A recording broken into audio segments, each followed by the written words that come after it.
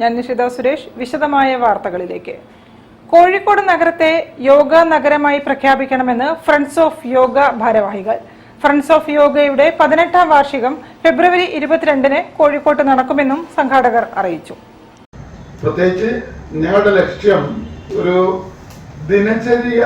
യോഗയെ ദിനചര്യമാക്കുക, ദിനചര്യയുടെ ഭാഗമാക്കുക എന്നതാണ്. യോഗയെ ഇപ്പൊ എല്ലാവരും പറയും യോഗ കുറച്ച് ദിവസം പഠിക്കാം, നമുക്കത് നല്ലതാണ്, പഠിച്ചോട്ട് കാര്യമില്ല, ഇത് ദിനചര്യയുടെ ഭാഗമാക്കണം.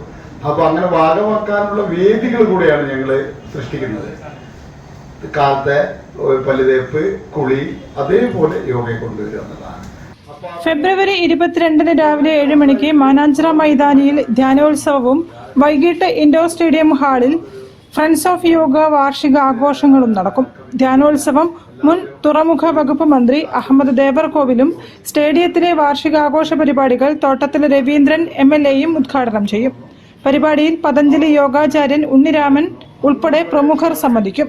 Friends of yoga Kozhikode chapter നേതൃത്വത്തിൽ കഴിഞ്ഞ 18 വർഷമായി കോഴിക്കോട് നഗരത്തിൽ സൗജന്യമായി യോഗ പരിശീലന ക്ലാസുകൾ നടത്തി വരുന്നുണ്ടെന്നും ഭാരവാഹികളായ TP Rajan, TT Ummer, KK ബാലൻ, ഷീജ രാജൻ, ER സരിത, രൂപ രാജൻ തുടങ്ങിയവർ അറിയിച്ചു.